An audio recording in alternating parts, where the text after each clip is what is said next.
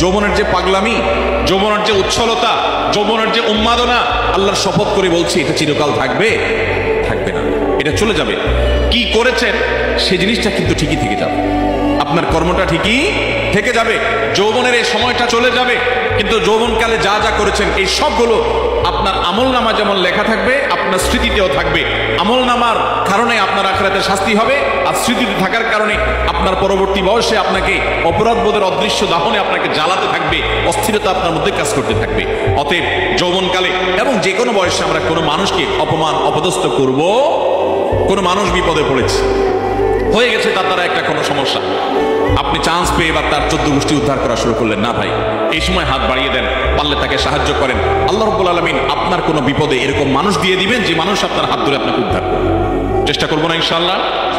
তাহলে 6 নম্বর অপরাধ এটি যে কোনো মানুষকে অপমান করলে, কোনো মুসলমানকে অপমান করলে তার শাস্তি আল্লাহ রাব্বুল আলামিন দুনিয়াতে দেন। এবং যে ব্যক্তি কোনো বিপদে পড়া মানুষকে, যার দরকার সাহায্য, সে সাহায্যের জন্য হাহাকার করছে, ওই টাইমে তাকে আরো আঘাত করে, আরো আক্রমণ করে, তার রোস্টিং ভিডিও বানায়, তার চরিত্র হনন করে, তাকে অপমান অপদস্থ করে, এই ব্যক্তি তার যখন জীবনে এরকম পরিস্থিতিতে পড়বে, আল্লাহ তাআলা ঠিক একইভাবে অন্য আরেক পাপিষ্ঠকে দিয়ে আল্লাহ তাআলা তাকে সাইজ করবে।